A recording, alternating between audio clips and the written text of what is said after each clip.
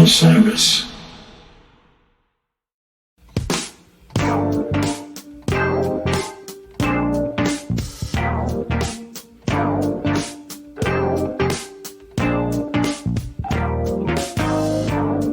Yep, 703, isn't it? That's not too bad for us. 703. That's like 650 for us. I always feel like we got our best jokes in when we have 0 viewers.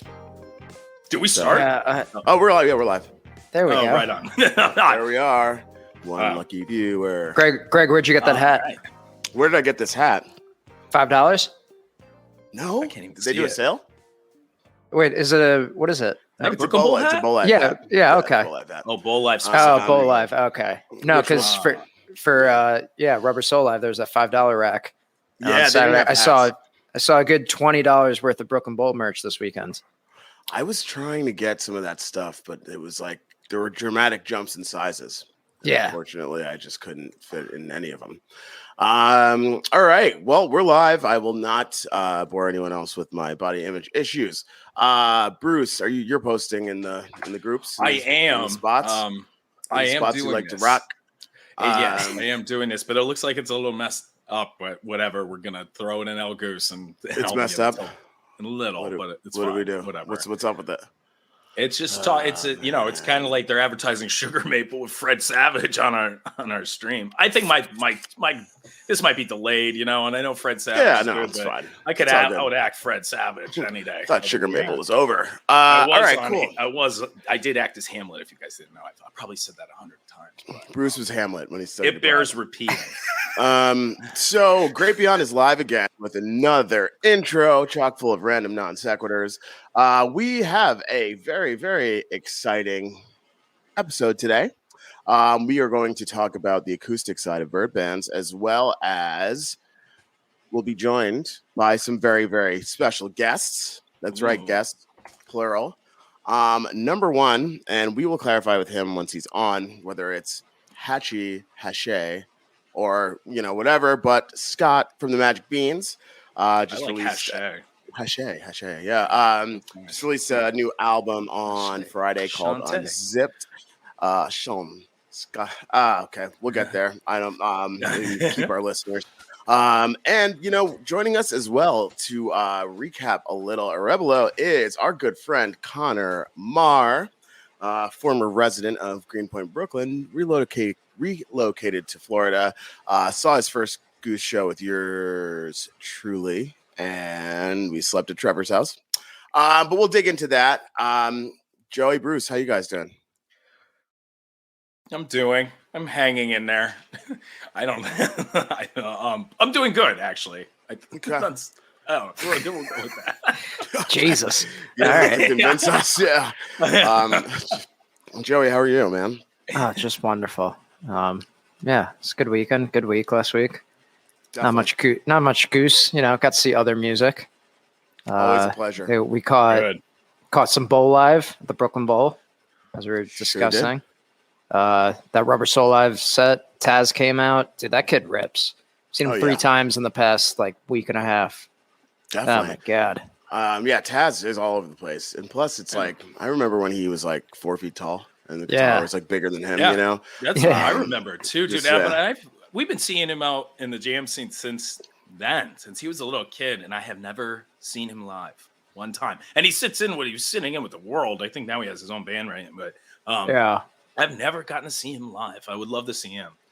Someday. I'm surprised you've never seen him live. Really, to be It honest, just- he was some of these shredding all things- over Fairfield County. It just never worked out for whatever reason, but but I do hope to see him soon. I just forgot to rep my alma mater, Lackawanna State. Let's go, baby. Yeah. Let's go, Flockers. But yeah, I'm surprised you've never seen Taz. I mean, he's I remember. I feel like I used to see him, shredding an A minor with Twiddle all over Fairfield County about 10 years ago. But God knows that's just my God knows where I was. Yes, it's my finely tuned ear. Okay, let's bring in our special guest, number one, Scott Hachey, no accent, from the Magic Beans. Ladies and gentlemen, Scott, welcome. What's up, guys? Yo. What's up, man? Happy to be here. It's Hachey. It's Hachey. Oh, right. That'll make it easy for me to remember. Like, well, not anymore. I'm just gonna go with this simple joke there. We're CBD guys, so yeah. Awesome. Well, Scott, welcome. So happy to have you on. I feel like you've been. This obviously, as a non-Goose podcast, we exist in the same atmosphere. Magic Beans have been around making dope music for a long time. So we're stoked to talk to you about some of your work, some of your experiences, your new album Unzipped, how to pronounce last names. The K in my last name silent. Very interesting topic. Oh wow, how embarrassing for me. But we're so happy to have you on, and we're going to dig into a whole bunch today. But to kick us off, we want to recap some Orebolo that happened last week. Unfortunately, the soundboards weren't available, so we're not going to get this same quality of hard-hitting journalism that Great Beyond normally provides. So we had to call in. It's not the first time the band has let us down. I'm not going to say it's not the first time. We have not known what we were talking about. So we're going to bring in field reporter Connor Marr. Hey, Connor. Hey, happy to be here. Thanks for having me, man. Welcome to the Great Beyond. It's the first time I think we've ever had 5 people on. No, dude. I think we literally did last week. Elephant-proof band sat on a couch with us, which, I mean, just because it was one feed, I think we can count them as individual people. And 5 separate tiles. We had Jake and Andrew last week. Okay. Oh, right. Well, like I said, we don't fact check here. So let's get into this news. So last week, saw the acoustic side of Goose play a couple shows. One in New York State in a water. It was like a shed. It was like a shed, right, next to a waterfall or something like that, right? Or a pond, a Lake Placid. It was a wooden structure near a body of water. The guys played a very rainy show. What is it, Lake Placid? Yeah. If you were at the Lake Placid shows, make some noise in the chat. It was so rainy that we assumed that the memory of the show was lost in time, swept away. And so we don't even know what the set list was. Don't really know what went down. For all we know, the show could have not really happened. However, there was another show in Massachusetts at the Cabot Theater, Beverly. And our good friend Connor here is here to break it down with us. Connor was there. But first things first, Connor, give us a little background to you and how you found yourself to the Great Beyond on the Great Beyond. Well, as I believe you said earlier, my first Goose show, this isn't a Goose podcast, but my first Goose show was with Mr. Greg Knight. We became dear friends while my time in Brooklyn. And he goes, you got to come. You got to come. It's sold out. Yeah, don't worry. I'll get you there. And I saw it was a Goosemas show, pre-Mohegan, pre-whatever that Norwalk theater. It was. Is that Kantiki? Pre-Mohegan Goosemas. It's one of my favorite things to tell people. It's just like, I saw these guys back when they were playing Kantiki. Super heady, dude. Super heady. I got that T-shirt with the big G on it. Yeah. Hey, well, I do. It is a nice T-shirt. It's a great T-shirt. High thread count, yeah. But and then my brother is good friends with some Wilton boys, so I've known of this whole band scene since the pseudo days. So I've kept my ear to the grindstone. And then first show Kantiki, second and third show Radio City, and it's been a little bit of a difference between those two. And then coming off the heat of Radio City, I'm expecting just a casual, quiet night of Orebolo, and then just proceeded to have my mind absolutely blown. It was just absolutely spectacular. I kind of wish I was at the Lake Placid set because while it was wet and rainy, I could see those people from some of the videos that Coach is putting out that they were up and dancing. The Beverly Cabot Theater is a gracious host, but it provided a very sit-down environment. And I had multiple times where I'm just like, after I saw it, I was like, let's get up. Let's dance it out. No, I'll be the one. I'll sit back down. And I think Peter eventually was just like, you know what? You guys, you can stand. and we finished out the show really strong. They like the energy. That happened in Terrytown a little bit too. And I mean, I did get yelled at by Jeff for being abrasive in the crowd. Well, yeah, it's you're not kind of yelling. You're kind of heckling during an acoustic show. I mean, look, some of these mushroom products these days are incredible, but but so it's just a matter of that. I'm pretty sure it was before the show even started too. Yeah. As they just came on stage, and then he finally called you out after like 3 songs, and you were in the bathroom. So Oh well, you hit and you miss. It's mushroom products. So, Scott, what are your thoughts on abrasive hecklers during acoustic sets? They're extra great during acoustic sets. I think that's like the perfect time for it because it's like extra quiet, so everyone can hear what you're saying. Which is what you want, right? Right. You just want the attention. The attention is the most important thing. To draw that from the entertainers on stage who spend thousands of hours to prepare for a performance. Yeah. Yes. Yeah, exactly. there's like lots of live mics too, so it's really great. It gets amplified through the whole theater and easy to pick up and ruin that soundboard. Right? It's so good. So I recommend people that go to acoustic shows just like yell out whatever you feel. It's like a YouTube comment section. It's coming from a musician, everybody. So see, it's I learned this from the performers. So that's it. Bruce respects art. So okay, word. Connor, one of those things. I mean, I think it's interesting that your first Goose show was at Kentucky, and then the next 2 were Radio City. I mean, that is pretty wild. Kind of traveling light years, light speed, warp speed. Not a space guy, but. I want to talk a little bit about the early the first show and how you ended up sleeping at Trevor's house. I mean, you told me I needed to be there. I took Metro North. I had no plan for us getting back. Wasn't like, I mean, in those days, I'm still very much a nomad. I live in Florida and I've been in Massachusetts and New York for the past 3 weeks and not leaving anytime soon. So yeah, and then you introduced me to all the guys and all the friends, and I believe that was a very early Getty setup light rig, and that was mind-blowing even in Cantina. And I was like, what are you guys doing? You got all this for this bar show? And then I left with a beautiful knit Goose beanie that I kept sacred for years.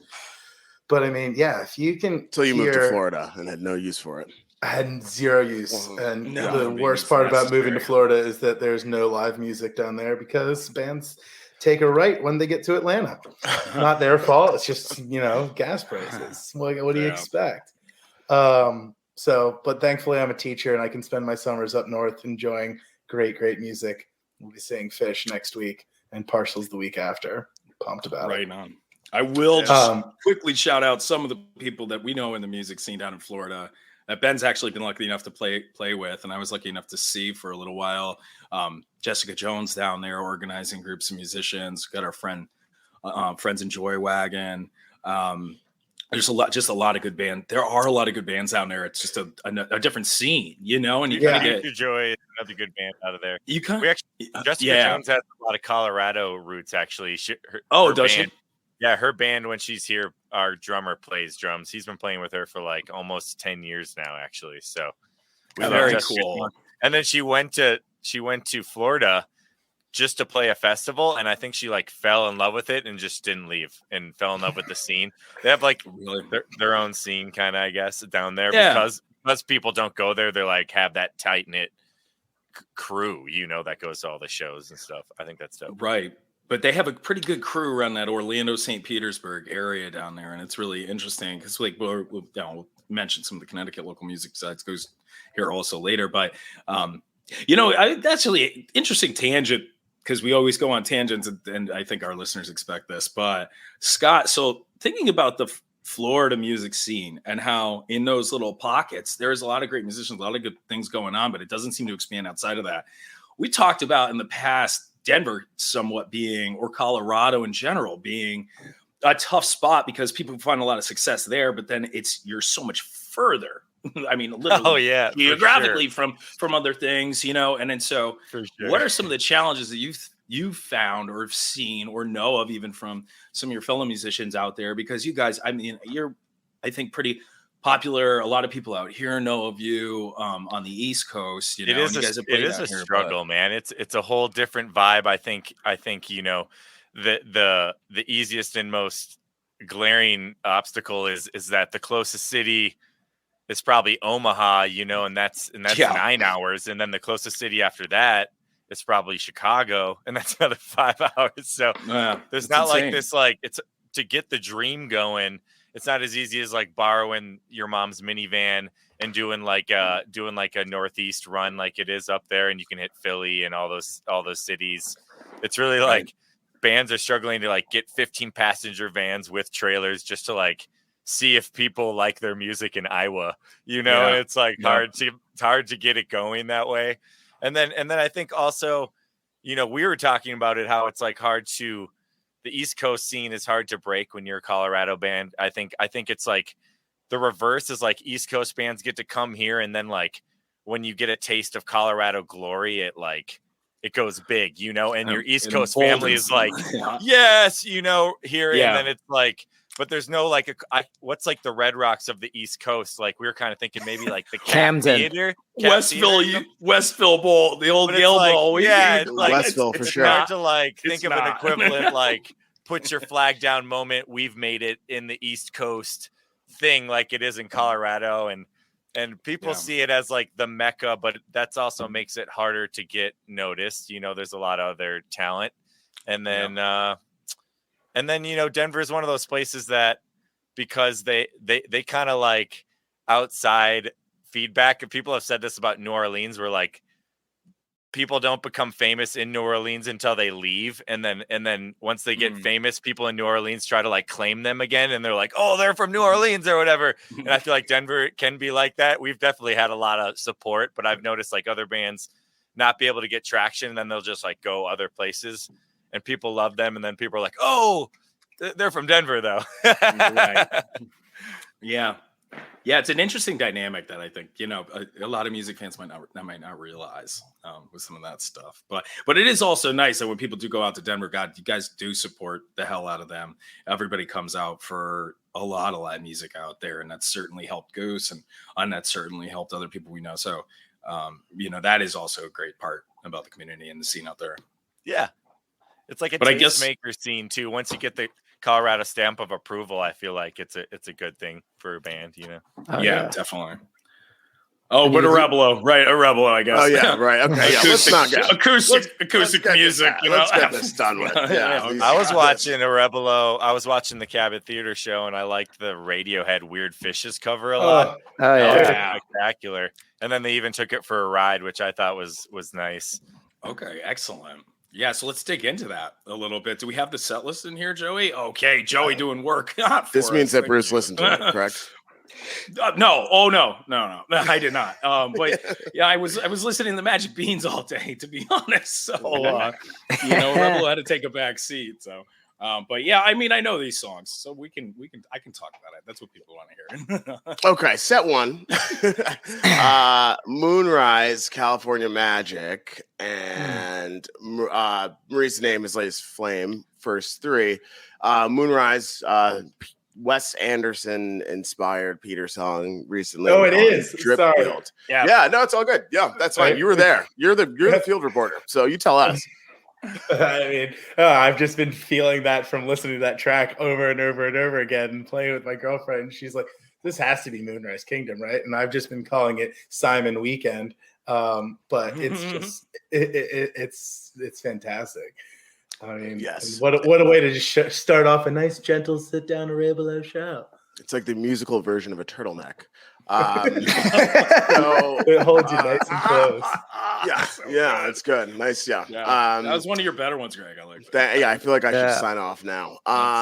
Music theory, everybody. It's a good mode. So Marie's the Name, and then one of my acoustic favorites, A Western Sun, followed by Weird Fishes, as we know, by Radiohead, and quick possibly shout out to the kid sitting next to me who knew it on the first couple notes. Not a big Radiohead fan, not just purely out of ignorance, but Steely did win a Grammy over them. Just Steely Dan references. Sorry, had to do it in this episode. I'm gonna force it in. But yeah, the kid next to me, he was just going solo to a show, and he heard those opening notes of Weird Fishes and was losing his mind. And it was a beautiful thing to say. It was a beautiful. Yeah, it's a cool pick too. Like they had a couple of ones where like they're more you would think are like electric songs that they threw in there, and like gives it a whole different vibe. And some of these songs they made a little bluegrassy, but yeah, Weird Fishes is one that like, oh okay, like this actually sounds really nice when you kind of slow it down, give it some space, and it was cool. Yeah, and Sky, were you a Radiohead fan? Is that why you kind of noted that it was huge Radiohead fan? That song is like tough vocals as any Radiohead song, I feel like, and of course, and then also like you can't just like go in and do a Tom York like impression or whatever, and like so it's like you definitely have to do it in your own way if you're going to do it as a vocalist. So it's not. I just thought it sounded really great, and then. Nice little jam on the end there, and then they take it into Arrows or whatever. Was that the next song? Yeah. Arrow. Yeah, sorry, wow. Arrow. I'm still kind of a novice, but that song, that's kind of my goose song. Is Arrow. I fucking love that song. Did you hear how they decimated the song on the new album? No, I know. I'm not. It shouldn't be said. That's actually the version. That's actually the version that got me into the song. Oh, really? Outlier. Yeah. Dude, I'm not kidding, man. And a lot of people obviously had a lot of things to say about that. A lot of things. And that's some things to say. But when they played those songs live at Radio City, I thought it was tremendous with the horns. And I'm not usually into. To a lot of people, this like I don't often love horn sit-ins and jam shows because it's just a challenging mold to fit them with horns. And how do you do it? Do you either really hold off the gas or do you really try to get in and almost noodle on the horn like you're a guitar player or something? But it's not always my favorite thing, but I think they did a good job with rearranging those songs for horns in a way, and they really crushed it live in a way that really kind of cemented what you were hearing more on the album, I think. But it's interesting to hear that that's the Arrow version that turned you on to it. So yeah, for all the haters. I shouldn't say that. I saw him play it live at the Sculpture Garden Park here. Okay. And just remembered purely the melody and enjoying the song. And then when they released the album version, that rekindled my love for the song. And now I fuck with a live version too. Oh, sorry, no F words. What do we do? No, we don't. Absolutely. Everything pretty much goes, Yeah. We're all good. So I fuck with a live. I fuck with a live Arrow now, but I think the studio version's cool. I think it's definitely one of the more out of the jam sounding songs on the record. So it's like, I feel like I could show that to friends that aren't into jam music, and it's a great like bridge for them into the music. The drums sound cool. I don't know. Yeah, Stuart Bogey too on the horns. Like he wrote some great licks for that song. Yeah, which like we got to see, or at least I got to see him live for the first time at Peach, and I was like, okay, yeah, this. Radio City too, but let's call that a sit-in. Right. But yeah, his Peach set with Joe Russo, that was an incredible band, man. Oh. Awesome. So yeah, or anyway, Orebolo, Greg. Right, yeah, we'll just we'll talk about it. Followed up. I think Arrow was my first tier of the night. Really? I had multiple tears throughout the night. I'm just an emotional being. What can I say? But the end of Arrow it got me so good. In my episode with Jess and Mike Dubois, we just basically talked about her crying. So it was a whole episode. So no, we're down.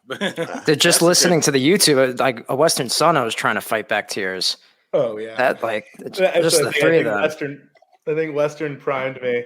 Arrow got me. And then Silver Rising, I'm just like, werewolves. Save the wolves. Okay. Anyway. The act process. Yeah, so I mean, but I think it's important to mention following Arrow.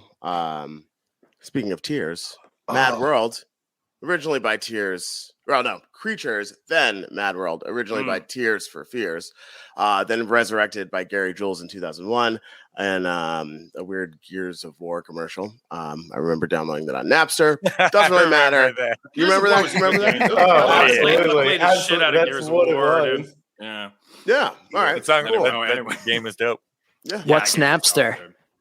That was a joke, everybody. Nah, we That's don't like just- ages. Joey's more of a ages Kazaa guy. jokes. Yeah, brought to you by Chuckles. LimeWire crew. Yeah. Kazaa gang. Yeah. Fair Quickly share.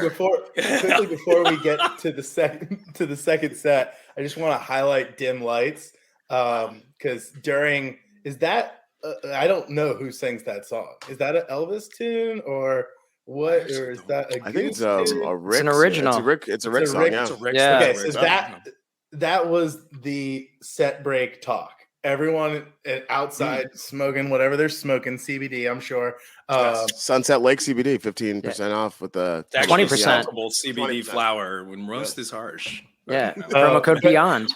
We need this money. We need this advertising money. I mean, Sorry, guys. hey, that's why I'm throwing up these alley-oops, guys. But seriously, I mean, is 3 or 4 different people that I have not ever spoken to in my life came up to me and were just like, what was that song in that little spot? And then I ended up asking Coach and them afterwards, and that was Cry Count 2, I think. Okay, Cry Count 2. Okay, Jess is in the chat actually tallying these. So Yeah. perfect. I think they All right, so- debuted it at Tarrytown, which I think it was a little different too at Tarrytown. Like it was a little more sped up, if I'm remembering correctly.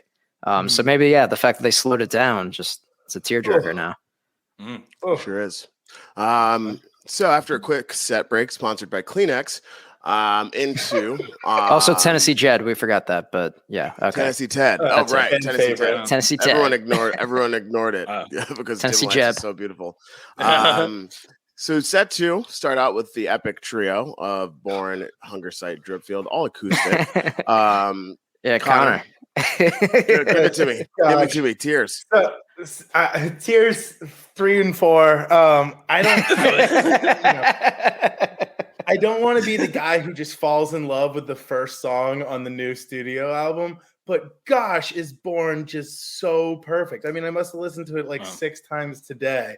And then you add in the emotional connection now to the Radio City of Hunger Sight and Dripfield, plus just saying wow, wow, wow, wow, like every 5 seconds because I can't get it out of my head. And then you just get just take all 3. Sure, why not? And Right. it's You just, get 2 cries in that 1-3 song section. That is the most telling thing. So. As a fan, I saw it I was just thankful because I was like, listen, I've been listening to this studio album nonstop. So, and I think we got 6 or 7 songs from that album just in this one night. And I'm just like, fine by me. This is all I've been listening to. So keep it coming. It's interesting with a lot of the feedback on this album, though, too, which is why I like to kind of keep going back to it, because I always liked Born when they released it. A lot of people did not, too. And then once they started playing it at a live setting, it, really kind of caught on a little bit more. And once they started throwing in the 2001 jam, that was also good. But, that also helps. But I noticed on the YouTube, there's a stream on YouTube for anyone who doesn't know if you want to watch the set. The crowd erupted during that big solo in Hunger Sight, which is kind of weird because normally electric it screams, but it's kind of this faint high note on the acoustic that still everyone's gonna know that's the moment where who just came in and ripped. And speaking of that comment that Greg just put up from our boy Willie here, this is something that we're going to talk to Scott about too once we get through this Orebolo set, but with your new album. But those 3 songs really are a very cohesive unit of songs, and the album in general is relatively cohesive, but there are some outliers. And that was more or less what I was expecting. Is it for all of it to kind of flow through that vein, and of course it doesn't quite, but that's kind of the stuff that I always expect out of an album, and those 3 songs really do come together so nicely. Okay. Very nice. You know what? Quick aside. I love tangents. That's all we do. Robbie Lewis. Yeah, this is why it's actually a show-long recap. So Robbie Lewis saw you guys at Paradise. I happened to talk to Matt Kalinsky, good friend of the podcast, today, and he let me know that Paradise was absolutely lit. Tell us, Scott. About Paradise? Oh, Yes. I mean, it's cool. I'm all about the block party vibe. I think it's super cool. They basically just set up right downtown Covington. So there's like, you're flanked, by these cool old buildings in Covington that they have. And then, and it's free. So anyone can come down. Oh. I think you get, obviously the guys who put it on, Essential Productions, they are most known for Resonance Music Festival, as well as some other events. And they own a lot of the venues there in Covington and Cincinnati. So they have their own crew of jam heads and EDM crew that comes out for the show. But then there's also just like the walk up factor, which I love. I just love playing for people that have no idea what jam music is. I think it's awesome. I think I think you could like either like scare them away or like literally turn someone on to like their new favorite thing ever. So that's cool. Can you spot them from the crowd? Do you think like, oh, that person's never? They're just like, what is going on? It's usually I just made a face if you're just listening, but usually staring, getting their face melted, or they're wearing like a bright blue blouse with like a little, like where I'm Some just sun like, hat. You stand out in this crowd. But You're just shopping at a boutique, and then I'm all about it. I'm all about it. It's like a psychedelic rock in the face. It is funny. And speaking about, we've been speaking about music scenes. We talk about the Connecticut music scene a lot, of course, here. And we were talking about Florida. We're talking about Denver, but Covington also has a great music scene. A lot of music lovers, like you mentioned, and it's a really cool. It's a really fun place to go and see. It's also been instrumental for our friends at Goose and a lot of other musicians even from around here too, as they try to branch out. Yeah, love Covington. Absolutely love Covington. It rivals Scranton in being entirely brick colored. I will say, shout out to the people of Cincinnati. I had someone point out that like all the events, because Madison Live, the venue, and a lot of their other stuff always happen in Covington. They're right across the river from each other. Right. Someone made a point to tell me like, it's mostly Cincinnati people here, and then they say Covington, thank you for coming out, and they say this, and it's actually Cincinnati. I just want to like put that out there. Okay. So they don't. Well, people from Ohio need whatever they can get, So it's not rude though. Like, let's take from Kentucky. Who's clearly just some of their parts thing. Abundant in fans. All right, we're gonna finish breaking down this Orebolo show. Okay, after the Dripfield triptych. We got U.S. Blues, Grateful Dead's musical testament to the Patriot Act, fan favorite around the 4th of July, and then Silver Rising for the Werewolves. Waterworks. Yeah. And after that, Arise, new joint. What do you think about Arise, Connor? I mean, as I previously stated, was in a very emotional spot, and it was a nice second set, just Arise, if you will. I hate to do it, but yeah, it lifted me right back up into it, and I think that may have even been the one that Peter was just like, you guys can stand up and boogie with us for a little bit if you'd like, and it was a blast. Nice. Yeah, waiting for the soundboard to come out. Yeah, that's good. That's good analysis. It's better than what we come up with most of the time. So that was generally really we speculate. It was perfect timing for Madhavan to be the next song because that's the one everyone's going to get up. Like it sounded like the loudest from the crowd singing. At least it was people singing along to Madhavan. I mean, easily one of their biggest hits. Obviously, between one of their greatest Arcadia hits. and Madhavan have always been the ones that people really catch on to, or people, that would change people's minds a little bit. So, because they're probably good lyrics, man, good energy to those songs. So Madhavan, that's why they play it all the time. I never knew some like Sanskrit excerpts would get the people going the way it does, but hey, so it goes. Little known fact: I did try to teach myself Sanskrit for 6 months and then quit that hobby. You Sanskrit. You're a man of education. I was just high. Yeah, I was just too high. Here's a new language I can learn. Can we put that in the trailer? This is why Yes. I'm a podcast. Great Beyond podcast. I was just high. Yeah, well, that's really how I got roped into this. But yeah. Anyway, And finally, Ship of Fools.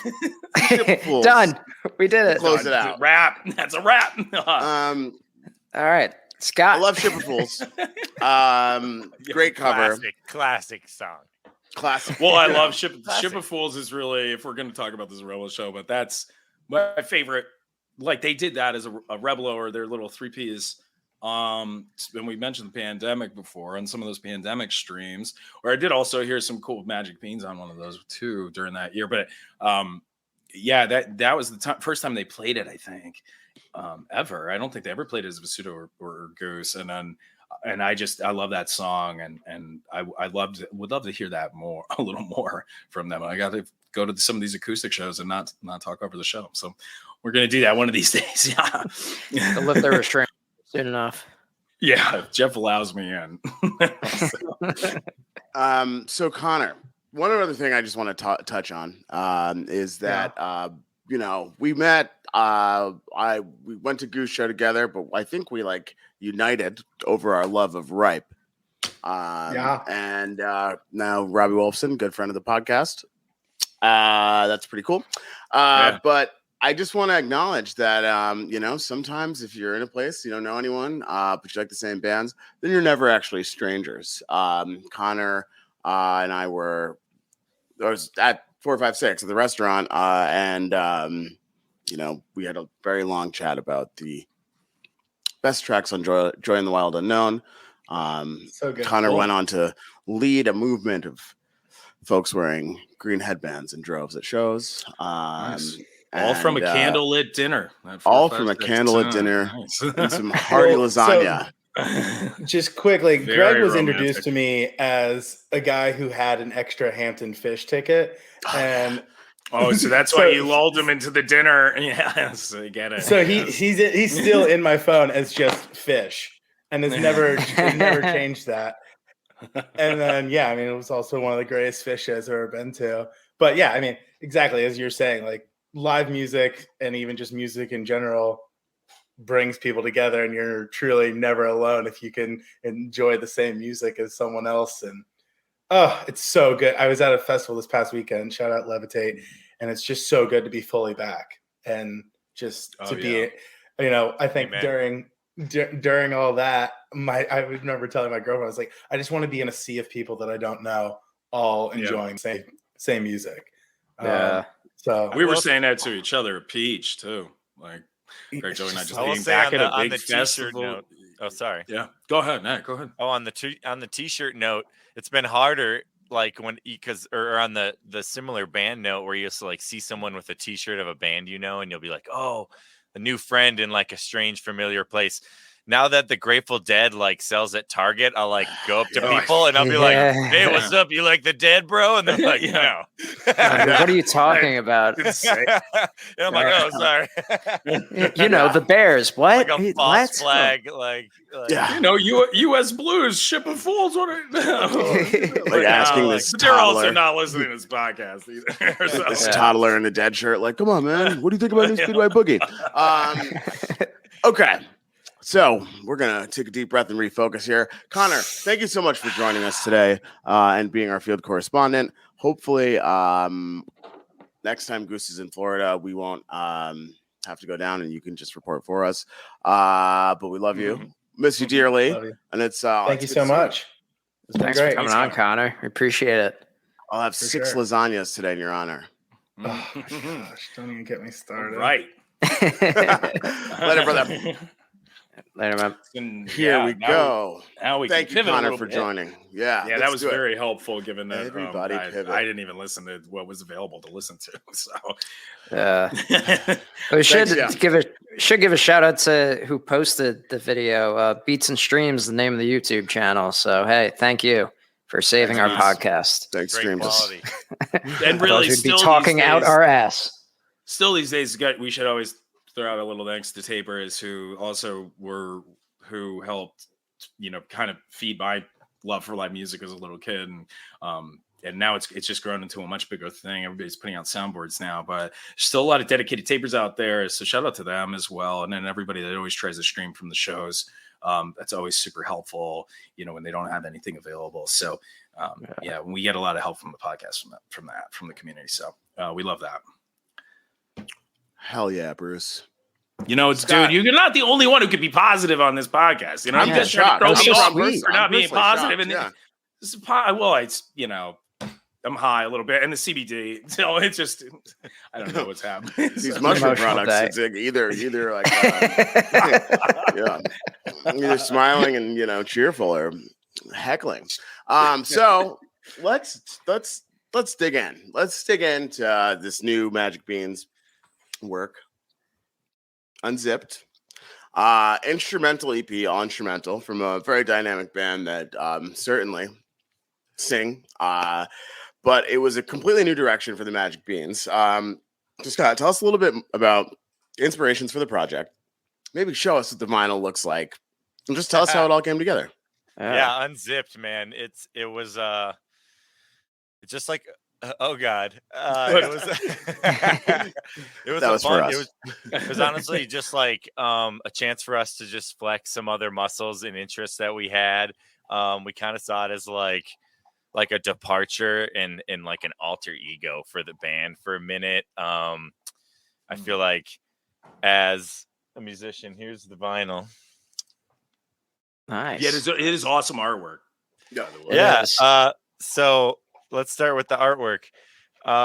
It's made by our tour manager and merch guy, Austin Kuntz. He's also a graphic artist, but this is all analog collage work. So he does this all in a studio with actual clippings. He has like huge piles, thousands of magazines that he takes clippings from. And then this is an actual zipper.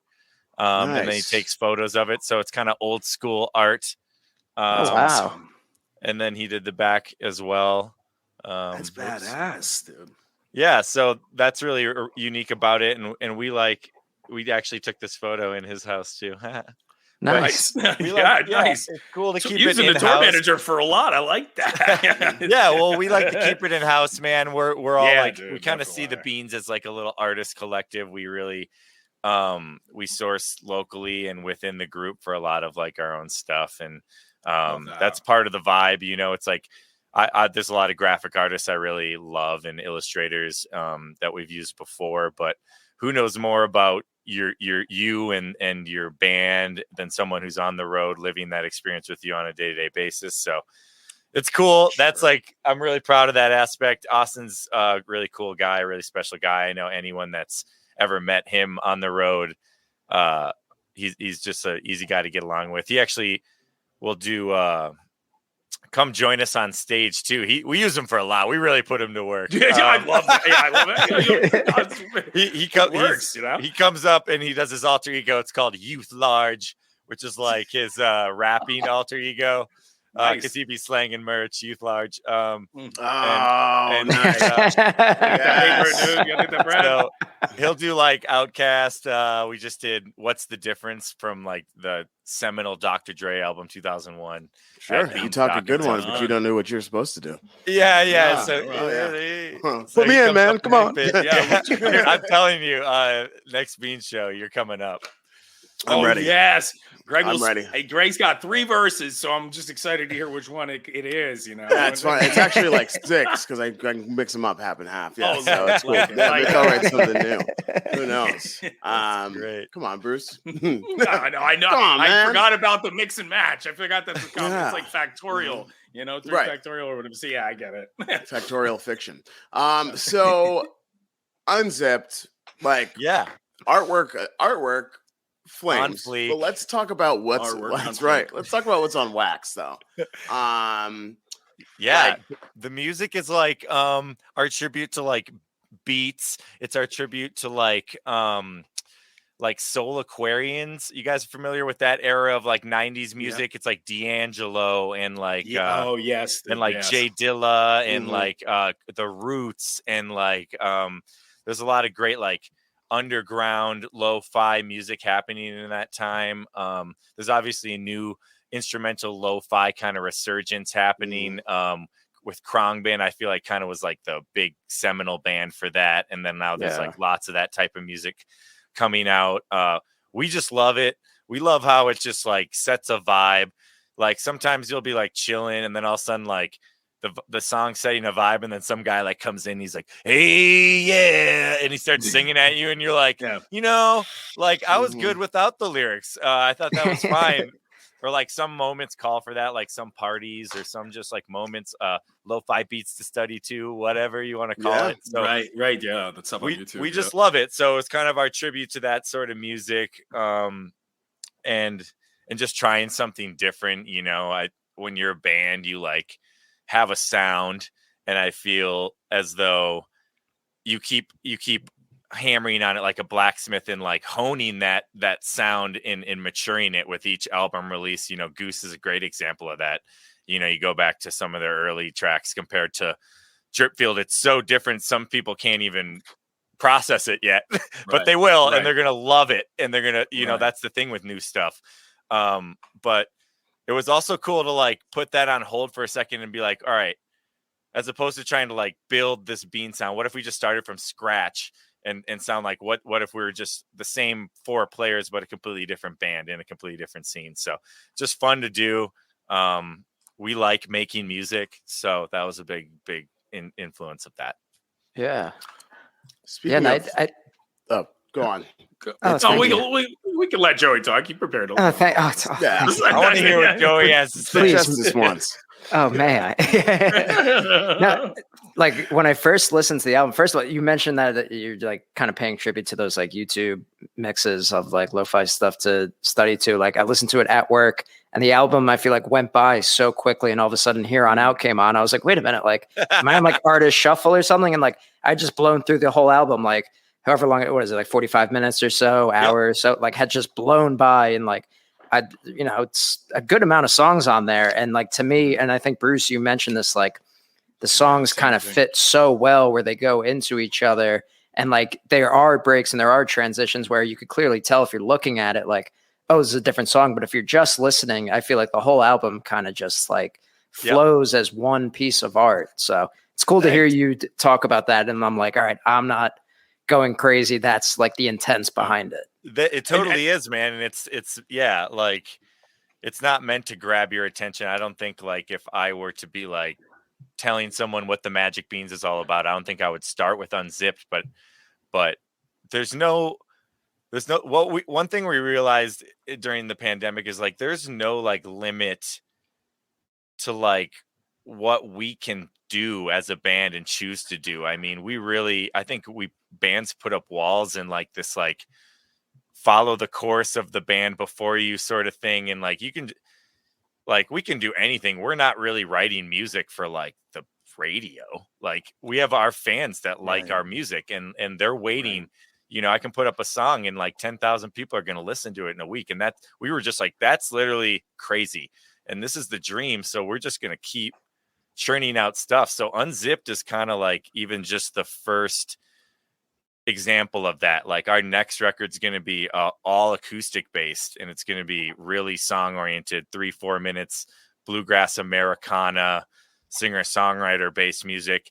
And then the record after that's going to be like pumping funk with like house and techno music kind of in the background. And like we're just kind of, the Beans have always done that, and we've kind of like tried to do it on one album, and now we're just like, we're just gonna fucking fire them off, dude. We're kind of like inspired by King Gizzard in that way, and Corey Wong. He had like a prolific year recently where he did like 4 or 5 records in a year, and we have like 4 songwriters, you know, and like Greg was saying, we all sing, and like we have no shortage of like content and the like musical content. There's always like new songs to play, so we're kind of the only thing holding us back from like releasing those songs is like doing the work. So we're just like, let's just do it and not worry about album cycles and all that stuff, and just put out art. And I think eventually just like it sticks with people. And especially if it's all different too. Yeah. And I absolutely love this album. It like definitely stuck with me. And I mean, I'm also a big fan of the lo-fi stuff these days, you know, and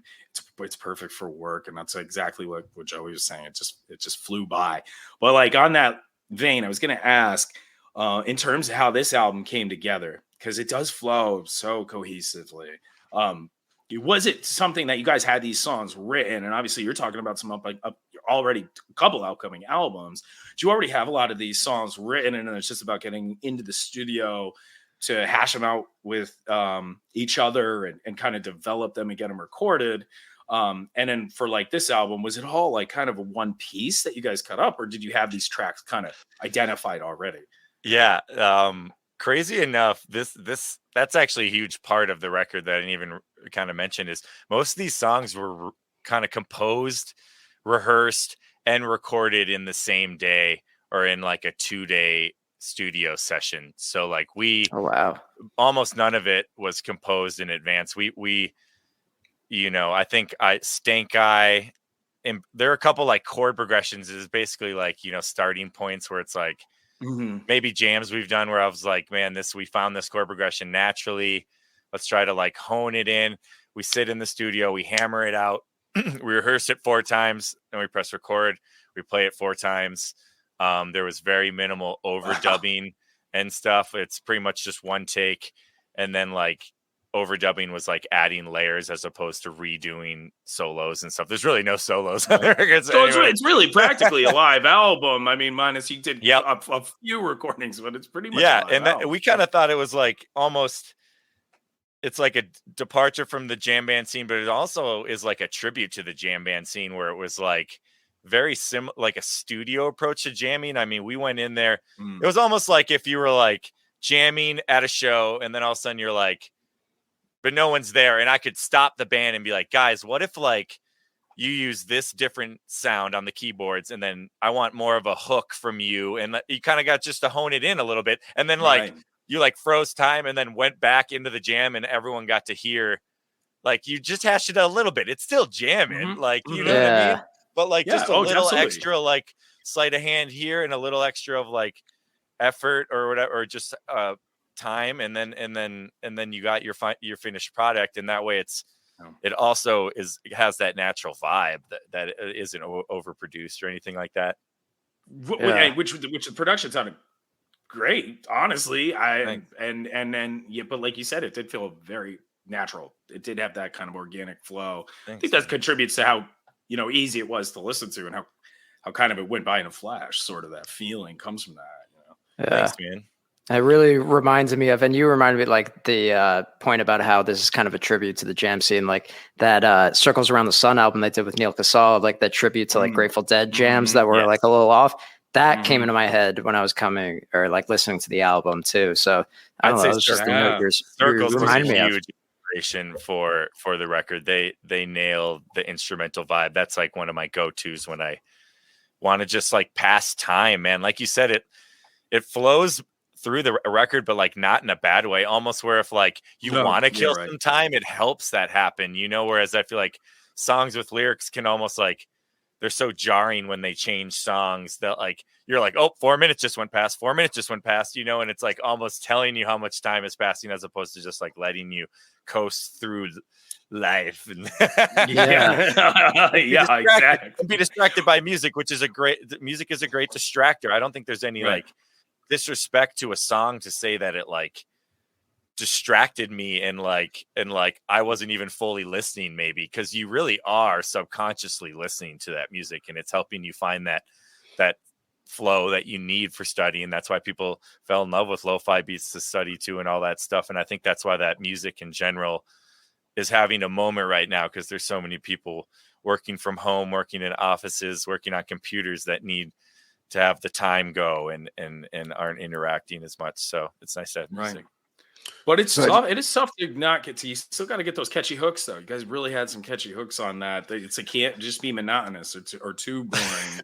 In that sense. That was one of our conversations. Is like there better be a melody, because if there's no melody, it's really just nothing happening at all. So each section had to have a hook, and that was fun, man. And just like it's cool to see what the guys got in them, when you have to hammer it out. I mean, I think there's a lot of, when we write records, and I think most bands, like people come in with the song almost all the way done, a demo. Lots of these guys like Peter and us are multi-instrumentalists, so they may have even like played the bass part, keys part, and guitar part for you. So there's like not a lot of interpretation. So the band's like, all right, well, my part's done. I just basically play on it, where this wasn't even very collaborative. And there's nothing wrong with that. And bands bring songs to life in a way that you could have never done yourself. So there's all that magic happening. But it is cool to just sit in a room, not have anything, and then be like pulling at each other and seeing like, well, what do you hear? Because like everyone could hear like a different hook over a chord progression. Here you got this groove. And I'm like, I hear like, and then Duffy's like, whoa, I heard like whole notes, like when, and I'm like, and it's just crazy just hearing people's different musical vocabulary, these people like brothers, and then all of a sudden like you're tracking and the song's just it's fucking there. And it's done. It was very cool. I have important development in the world of lo-fi music, and that is that yesterday YouTube took down Lo-Fi Hip Hop Girl. And apparently there was a whole lot of controversy around this. Well, they brought it back, didn't they? Yeah, so they brought it back. Okay. But I guess Let him do his arc. He has a story. I'm so sorry. Yeah, spoiler. I'm so sorry. I'm gonna go get a glass of water. I'm the one I'll who's be supposed back. to be talking over everybody in this podcast. Yeah. The middle of the story actually doesn't matter now. But no, so it's they were subject to like these abusive YouTube copyright claims. And so, I guess these like false claims were filed in Malaysia, and YouTube, which I just imagine that most of this is automated, right? So like YouTube took it down due to a bunch of false copyright claims. However, Lo-Fi Hip Hop Girl will be back within the next 24 to 48 hours. So unfortunately, thank God. If anyone had a test, today, they probably failed. The world's productivity took a dip, but she will return. So I'd love to see the analytics on that. Just like America has the worst quarter ever because like lo-fi beats to study to drops off and like people don't know. Productivity falls off a cliff. Recession happens immediately. Yeah. We're gonna see ripple effects for this. Gas prices are gonna be $10 like in 2 weeks or something like that. Oh God. So that was one thing. Just wanted to squeeze that update in. If you're waiting for Lo-Fi Hip Hop Girl to come back, she will be back soon. In the meantime, listen to Magic Beans. In the meantime, listen to Magic Beans. There it is on rotation. Joe, you're back. Back. So there's that. That was the one really groundbreaking thing I had to say. But there was also something else. I just, now I'm like, well, this is excellent. This is more an opportunity for Bruce to speak. Which go ahead. But so another question about the album I had was it was funny because I'm listening to so Windwalker. First of all, I love that song. Probably my favorite song off the album, even though there's a bunch of cuts that I really like. But that Staycation and Catterday were funny because I kind of was listening to Staycation. I came back to it and looked at the name and was like, damn, this puts off that vibe so perfect. I was actually doing chores in the house and I was like, this is perfect. And then I was listening to Catterday and I was like, what's this? And I looked at the Catterday and I was like, somehow this does remind me of cats, and I don't know how, but I was the synth. The synth is like meow. Yeah, meow. Yeah, exactly. Yes, exactly. I was like, this is insane. But so it did get me to think, because I think naming songs is always an interesting thing. And I remember I first heard Goose had his album Dripfield, and I don't think I knew it was Dripfield for a long time. I just listened to people say it, and I was like, I have no idea what they're saying. But so it's hard to name songs, I think, sometimes. And 90s kid kind of gave me a little bit as a 90s kid with that feeling, and I just was wondering, like, what was the process? Because we talked about the recording process, but what's the process like for you guys when you're actually trying to think up names for these songs?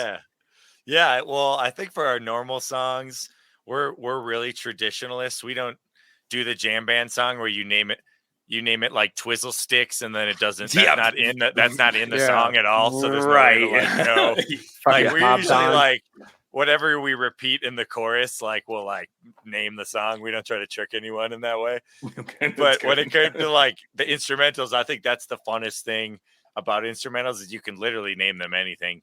And I'm always jealous of instrumental bands that get to just like name their songs whatever. And like, so I think some of them we like Windwalker just kind of sounded like Avatar wind bending, maybe like maybe it has like a Navajo sort of New Mexico vibe, wind walking, I don't know. And then I could see that, yeah. 90s Kid just sounded like a Hey Arnold theme song sort of thing, like it would just be the theme song on like a Nickelodeon show in the 90s. Oh my god, yeah. So it opens it up to just like have fun.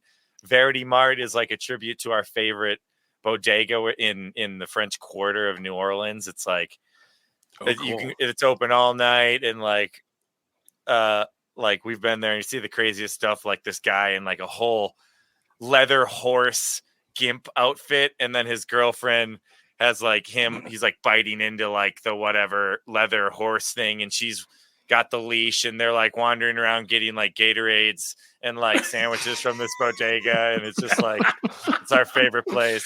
So New Orleans. Yeah, you can kind of just like do homages to things and like dig out of like the inside joke bucket a little bit more than when you're writing a song where you want people to know what the song is. Right. Champion fans are easily tricked. I try to trick them all the time on the podcast with false information. So it's and it works. So yeah. I feel like it's like in Humphreys, like, man, I've been seeing that band since 2006. And I'm not gonna date myself, but that's a long time. Oh yeah, Bruce has been seeing them since the 80s. Oh wow, since 04. Oh really? Not anybody's counting, but yeah, I mean, honestly, I was always, again, going back to some of these local music scene conversations we've had today, like they kind of always came out east from somewhere that, again, I wouldn't have thought had much of a music scene, but we have a lot of friends that are big music fans from the Midwest there and from the Michigan area and stuff like that, in Indianapolis down through, like we talked about, Cincinnati and Covington. There's a great music scene out there in the Midwest, and those guys would come out east. I'd heard about them in high school, and again, shout out to Tapers and getting a lot of music through trades on CDs and stuff, and they would come out here a lot. So I was lucky enough to be able to like get to see them, fairly locally, because they'd always try to hit New York, and, of course, Nokia Theater, PlayStation, or Best Buy, and it's no longer around. But they would also come to Connecticut too, a lot. They've even played in Bridgeport at this Klein Auditorium. So strange stuff like that. They're one of those bands that, like, I think a lot of bands like have a huge fan base, but they like, people travel a lot, so they're able to like bring people to different cities, and that's how they're able to like sell out venues in multiple cities. I feel like Humphreys did so much legwork, like they were doing 250 shows a year, that when they go to like Knoxville or like random kind of off the beaten path towns, like they literally have fans there. Like it's not like people from Nashville driving to go. There are those people, but like they put in so much, like they have like fans in every town, and they would go to Connecticut and they do those towns that people don't always think of. And I think that's really speaks to them. And it's a very Midwest thing too, to be about the underdog. So, they're all about playing Iowa still. They don't care if it's like a soft show, right? Like, crushed Iowa. Let's do some I think some Notre Dame guys, Rudy, that whole thing. But Rudy, we can't get into sports here on this podcast. I try a sports podcast or Lackawanna College Falcons. Let's go Falcons. That's right. It's the only team we talk about here. Scott, we'll explain the joke after. We'll explain this. The Squirmin' Vermin. Okay. So I think Unzipped, as a package, is pretty incredible. But I want to touch back on what you mentioned about future projects, and kind of doing, an Americana, Orebolo influence project, and then Bruce can yell in the middle of it and heckle. Yeah, Bruce can heckle you when you tour those. And then whatever's coming next. And I'm wondering, like, do you find that your songwriting is more fruitful when you kind of fully immerse yourself in a style, or is it easier to kind of bounce back and forth and paint with broad strokes? For me, it's definitely easier to play all sides. I think I enjoy.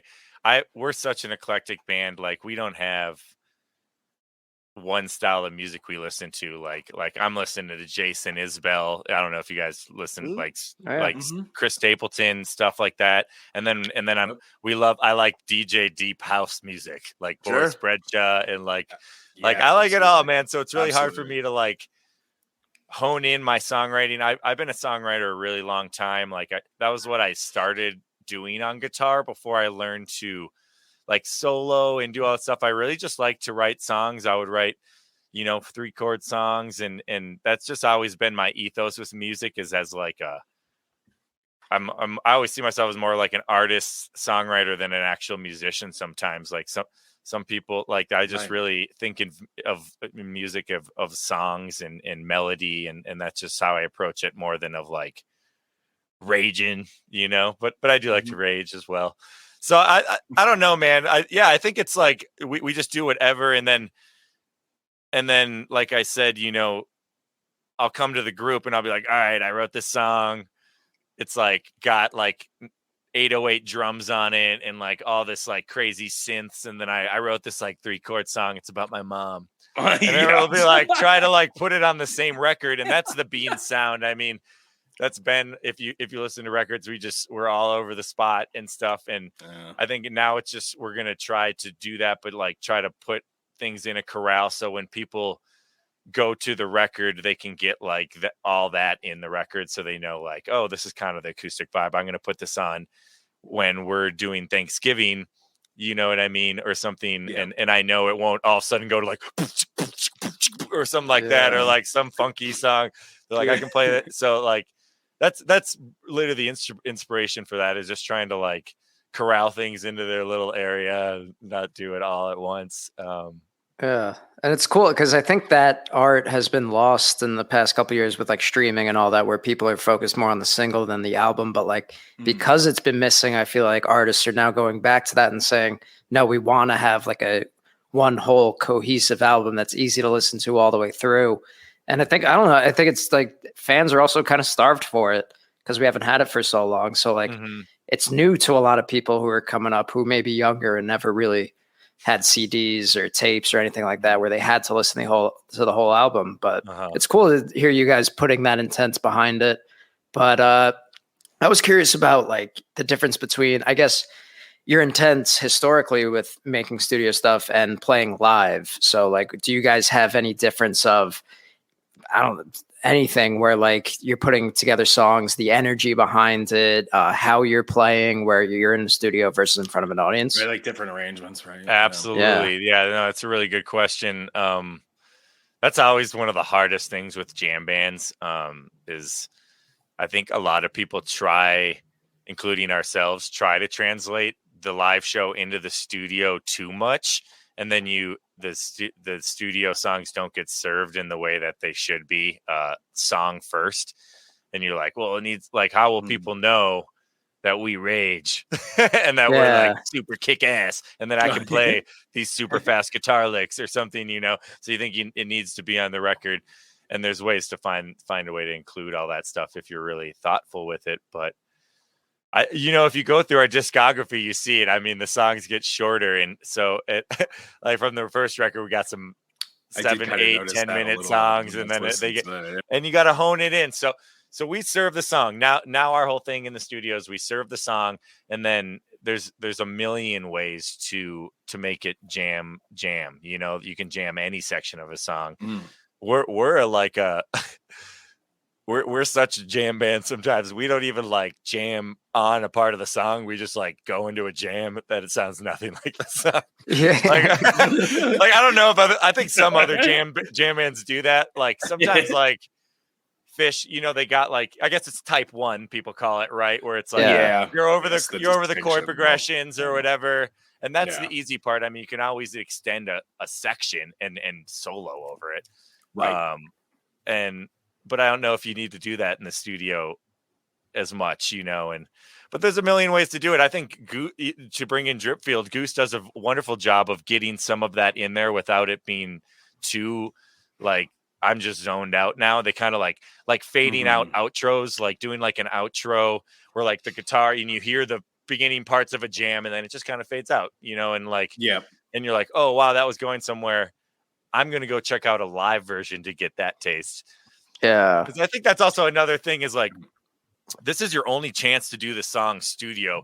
Every other time you do it, there'll be a big old jam. So it's like, if people want a short version, this is their only place to go. They can't go to on Nugs and find unless you keep it that way at the show, which we do too. But you get what I'm saying, where it's like, this is your one chance to just concentrate on the songs as a jam band. So just concentrate on the song, and then you could jam the fuck out of it later. But so to some extent, with those guys still being fresh with the studio, because like Mooncabin, they did in the studio a very long time ago when they were pretty young, and then Shenanigans had to come together in pieces kind of over the pandemic, where they recorded at their separate houses, some of the stuff, and had a little bit done in the studio, but it had to be pieced together. So Dripfield was their first time, and they had they hired a pretty well-known indie producer, D. James Goodwin, who we did have on to talk about some of this stuff. And I think he was the one who helped. I think, please go listen to that episode again. Advertising revenue, but it's actually a really good episode, and he talked a lot about that creative process. And I think he helped the guys, hone in on the fact that they didn't want to kind of have jams, too much of them, at least on this album, and they kind of want to reserve that for another album. Still, you got to find a way to do that tightly. But I'm wondering if you guys, who helped produce your album, this album Unzipped that we've been talking about, or did you have anybody who was really just you guys kind of handling it all internally? I basically was the producer. I produced and mixed and engineered the whole record. I'm pretty into like that stuff. I got really into just like sound and producing music in my own time. I have some like solo records that I've produced, and then just kind of honing my skills, waiting for the opportunity to do Magic Beans, and this was that opportunity, and it's cool. I think it saves us money. I'm definitely, it keeps it internal. I definitely would be into hiring a producer. It's something we've always talked about, and we actually might do for a future release, for the acoustic release. I think in particular could serve from like an outside, because it's so song based. I want to hear an outside perspective on those tunes, and you notice it, like you said, with Goose. I mean, it's cool to see bands get the budget to really get the art they deserve to put out, because you really are hearing a band's budget when you listen to their record. Not to be like frank with people that don't know this, but like you can listen to a band and they could be like, this doesn't sound as good as Dripfield, and it's like, it's not all just that the songs are better. It's like that the mixing, mastering process, the miking of individual instruments, the tone gathering and collection of like a really good producer, Nashville studio, real studio, sound isolation, all that stuff costs like a bunch of money and time in the studio. So it's super cool to watch bands really get to finally do that. And like, I think that was Goose's Dripfield. I think that's what this album will be known for as they continue to make more music, is like really their first chance to like let the art get the full attention it deserved, Yeah. No doubt about it. I think that's a really, really interesting point. Yeah. That's like, because I do think there's this school of thought that it's so much easier to make music now, right? With the advent of technology, right? Like it's at your fingertips. Anyone can get something on Spotify. But like there are so many levels to it. And I think it is a really, really important point, to keep top of mind. But also like, I think that there's something to be said for like a whole lot of know-how. And y'all made some pretty incredible stuff. Unzipped, it sounds great. I think it sounds really well produced. It's like both sides, man. It's like, like on one angle, it was like if you've ever watched like old videos of the Grateful Dead when they were producing their records, like the producer was getting in the way. That can also be hard. They were hard to work with. Well, yeah, they were. I would have been like, it's impossible. Yeah, exactly. No, it would have been awesome. But like, So I think that's part of it. Like removing the producer has its own vibe where it's like literally just the boys making this art project, which is pure. And then there's also the vibe of having the know-how of like a smart guy to be like, you guys are green as hell. This is a terrible decision, and I'll show you how to do it right. Yeah, Which and I feel like for even at this point was, pretty. I feel like for this album too, like it was beneficial to do it yourself. The way you were talking about the recording process, the writing process, like, yeah, you just need to hit the record button and play. Whereas something that's more song oriented, you want to have that outside perspective to be like, well, it's kind of going in this direction. Let's take it back. Let's bring the song to its core, and let's see if we could bring it anywhere else. That's a really good point. Or let's drop all of these pots and pans and kitchen utensils on the ground for arrow. Right. It's percussion, bro. Yeah. I could have played conga. that. It's a saucepan. I could have played the dropping shit on the ground instrument for sure.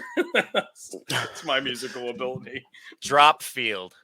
That was bad. No, that's it. Scott, welcome to the Great worse Beyond. than all of the stuff that we say routinely on this show. You're in. All right, let's do a giveaway here. We've got a signed copy of Magic Beans unzipped vinyl. Oh, Sam. And you know what we're gonna do? We're gonna do a little bit of trivia. So, oh boy. Although this is a non-Goose podcast, they'll be involved in the question. In the chat, tell me 2 covers that Goose played at Beanstalk Music Festival for your chance to win. Come on. Unzipped.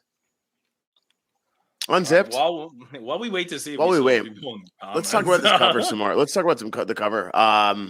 Is that a YKK zipper? YKK on your zipper. YKK on your zipper. That's right. You already know. I do. This cover art that he came up with is excellent. It's really excellent. Yeah, I'm curious. Did the cover come first, or did the name? Ooh, that's a good question. And there is a story to it. The cover came first, which is something we've never done before. He actually just bought the zipper as just a part of another collage idea that he sent me for the record. And I was like, I love it. I love the bold red. I think it's commanding. I think it should be against a black background. And then I think it should be opening up with like all these different things coming out of it. And he went with it and did his own magic to it. And then I changed the name of the record to Unzipped. I forget what we were going to call it. It was going to have a super cool name, but this one's even better. Gosh. All right. So just people in the chat here. There is at least one correct answer. Oh, there it is. Ron Adelberg. Hey. Hey, Ron. The one and only Ron Adelberg. Sorry, Dave beat you to the draw. Sorry, Jess beat you to the draw. What Willie thinks, I don't know if you were just guessing covers, but you almost got it. Ron Adelberg, we've got your address. We are going to send you a signed copy of Unzipped by Magic Beans. So dust off that vinyl player, Ron. And big ups to Ron. Grateful Music LLC, photographer extraordinaire, longtime friend of the band, the podcast, and everybody in the scene. Always greets you with a smile and a camera. I'm sorry that I was being so weird on Sunday at Peach, Ron. So anyway, must have been the CBD. CBD is potent, and definitely people need to drink water. It was that CBD at 1,000 feet altitude really got me. So Magic Beans Beyond Unzipped, which has been unleashed on the world. Also, Scott, good news, just got playlisted. Just saw an email come through. A little lo-fi hip-hop playlist, no big deal. Magic Beans Beyond Unzipped. Got a little hot bean summer coming up. So we touring, baby. Touring hard. So New Mexico this week. New Mexico this weekend, little Durango, little enchanted circle. That's what they call that area. It's got vibes. It's got green chili. Nice. I love green chili. It's great. Vibes are cool, but green chilies. Take the cake. Yeah. So we got that Frisco, Colorado next week, 10 Mile Music Hall patio. A little twofer. We got July 2-nighter Frisco, 2-nighter in Steamboat. Shout We're out kind of to all Reagan. about the multiple night runs. I was telling you about it, Yeah. Greg, I think, but we're moving in that direction. Our whole fall tour is going to be based around some multiple night runs in some of our favorite cities. And Awesome. like when I got into jam bands, that's how it was, bro. Like we would go see Railroader 3 nights, Humphreys 3 nights. Like it was about the multiple night. And now I feel like people like they're trying to they want to go in the bigger venues, so they stack the bill right. And now you're only seeing one set of these bands as they got like a bunch of support, which is cool too. But it's like, we just want to play several nights of music.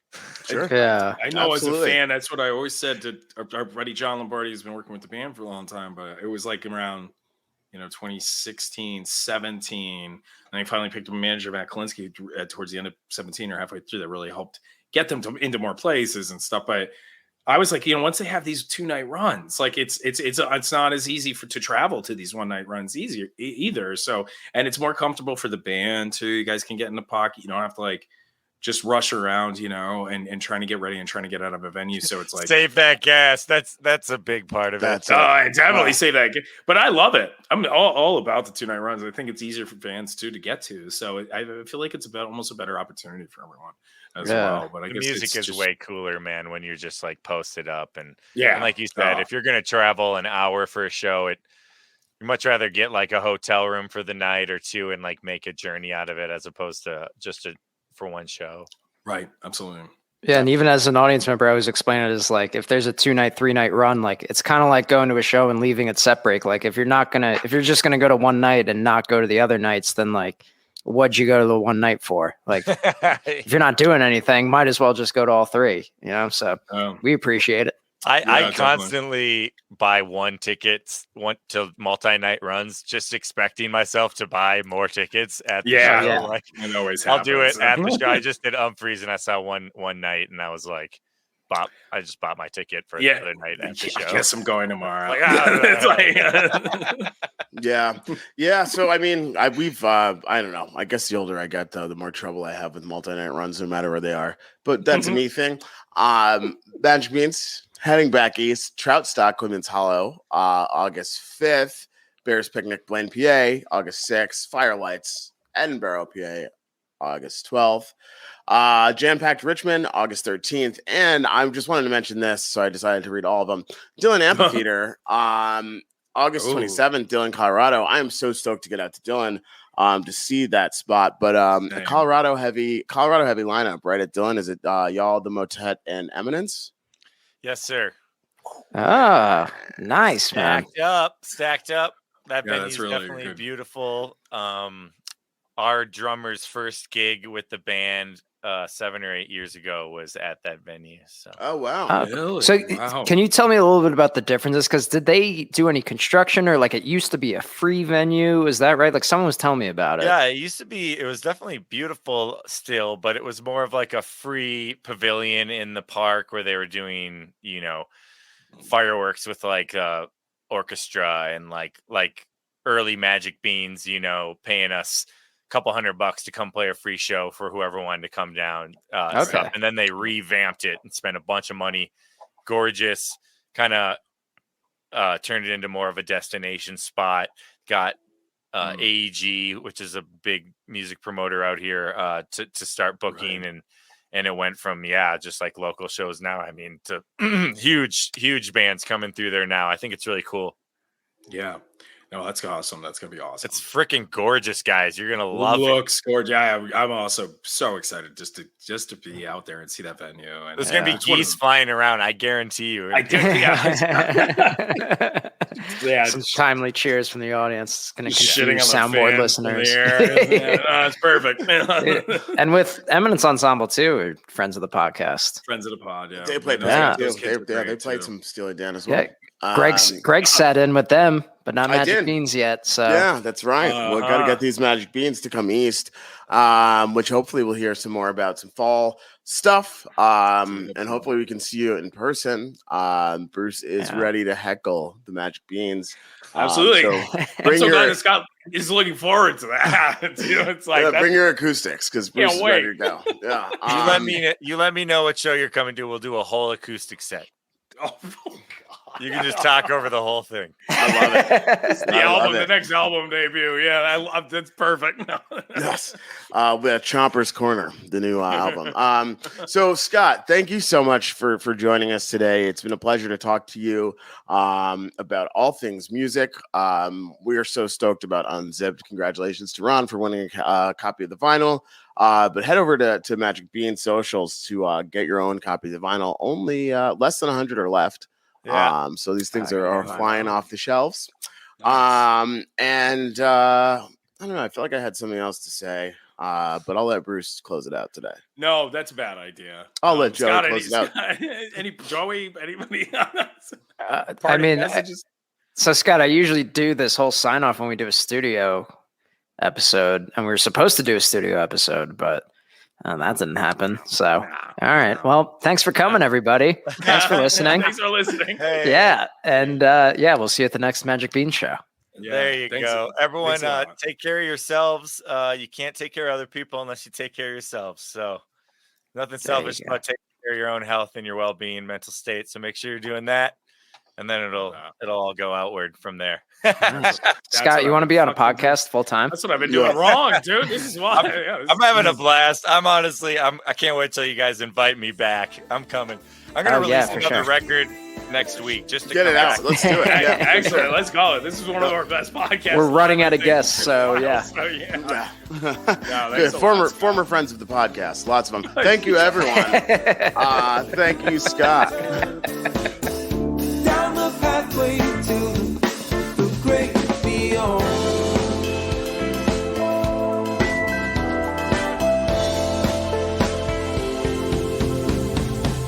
The signs are different on a steering lane. Something about them just isn't the same. And only time will tell when you will return down the pathway to the great beyond.